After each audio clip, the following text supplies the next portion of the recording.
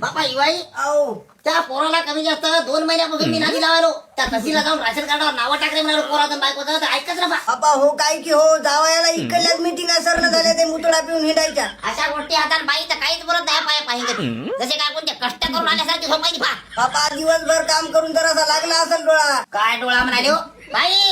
रात्रभर घोबडासारखी चक्की राहिली दिवसा काला टुकल्या गेली. कवाना फयाची रात्रीच मोबाईल फायला की जरा असा मी मला की जरासा फारो काय त्या मोबाईलचा उपयोग घ्यायला का नवऱ्याला लावला का पर पोटा घास काय करायला काय नाही तोंड घेऊन येत राहिली. ते पोरावर लक्ष नाही कुठं आहे पाडपासून ते बोलू नका एवढे ना मला आम्ही दुधाचा पुडा घेऊन येतो. बापू आलं पाला का ठीक आहे दुधाचा पुडा तुम्ही माझी चहा करतो म्हणाली. बाबा पैसे काय झाले रे त्यातले बाई बाई. मामाजी तुम्ही ठेवले असतील ना आम्हाला काय माहित कुठं. बापूने घेतली वाटायला त्या हसायले. बापा भाई हो तुम्ही नेला काय रट्टा मला. बापा मयावर आकरच घेऊ नका हो.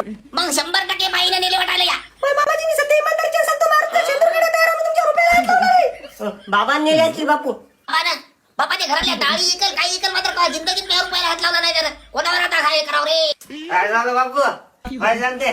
बापा खिशावरती शेत वैसे नाही रे 2,500 मध्ये लांब झाले लांब कोण नेले की. असं का 2,500 लांब झाले. याच्यावर शेकायला हवं देवर. कारण ते सकाळी नाही का पप्पू दुकानदाराचा लॉटरीचे तिकटे काढायला तो. ए सांग ना. नाही नाही पिताडा कवाच खोटं बोलत नाही भाई रे. आपलं सांगायचं काम आहे. आपण पिदारा माझं पहिलाच बदनाम घरचा मॅटर सांभाळून घ्या बरा. 2.5 खोटे होते बाबू 200 कमीच होते की तुम्हीच लबाड बोलायचे. म्हणजे तू ऐकलेले का.